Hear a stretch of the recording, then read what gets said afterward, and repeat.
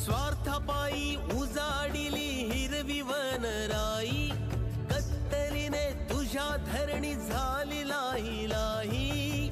नको बघू अंत माती करील र पोरकी, नको बघू अंत माती करील र पोरकी.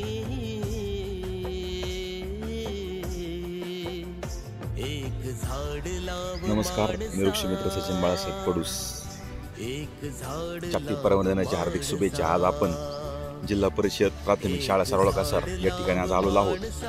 आपण काही दिवसांपूर्वी जो छोटासा परसबाग या ठिकाणी लावली होती, त्याच्यामधील आज गवत काढण्यासाठी हे शालेय विद्यार्थी या ठिकाणी गवत काढत आहेत आणि जागतिक पर्यावरण दिनाचं औचित्य साधत या ठिकाणची साफसफाईचा उपक्रम या ठिकाणी जिल्हा परिषद शाळेतील सर्व शिक्षकांनी या ठिकाणी घेतलेला आहे.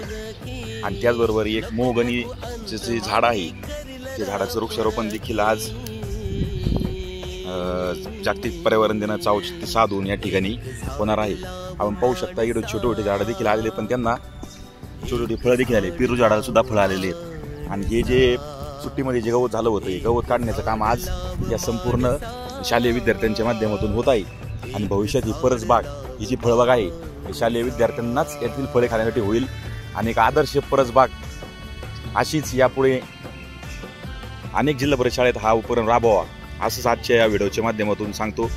आणि खरोखर या लहान मुलांना आत्तापासून जर का पर्यावरण दिनाचं महत्त्व आहे, झाडांचं महत्त्व आजपासून जर का पटवून दिलं, तर आपण जे आज 50 डिग्री सेल्सिअस तापमानाचं जे आपण पाहतोय, तर हे कुठंतरी 30-35वर आणण्यासाठी आपल्याला या लहान मुलांना पुढे नेऊन त्यांना ही शिकवण किंवा आठवण करून देणं गरजेचं आहे की वृक्षारोपण आणि याचं संवर्धन करणं किती गरजेचं आहे. आजच या जागतिक पर्यावरण दिनाच्या माध्यमातून सांगतो. जागतिक पर्यावरण दिनाच्या सर्वांना वृक्षमय शुभेच्छा. धन्यवाद. स्वार्थीपणाने तरी तोडतोस झाड